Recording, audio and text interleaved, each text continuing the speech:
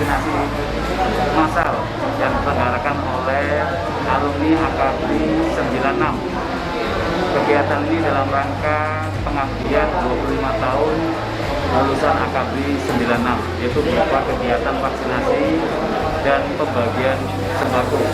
Kegiatan ini dipusatkan di Terminal Batok, Banda Aceh, yang mana terminal ini merupakan pintu masuk orang dari luar Banda Aceh, sehingga tepat sebagai pusat kegiatan dalam rangka melaksanakan vaksinasi secara massal. Vaksinasi secara massal ini dilaksanakan mulai dari pukul 08.00 hingga sampai selesai. Hingga saat ini sudah tervaksinasi kurang lebih 409 orang.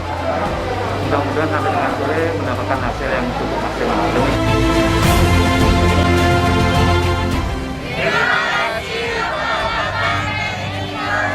AKABRI 96, kami siap divaksin.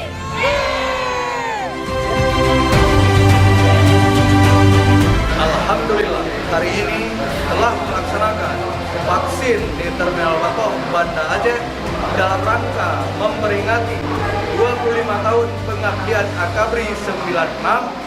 Setelah saya vaksin, tidak ada gejala apapun yang kami rasakan. Vaksin aman dan halal. Ayo kita vaksin.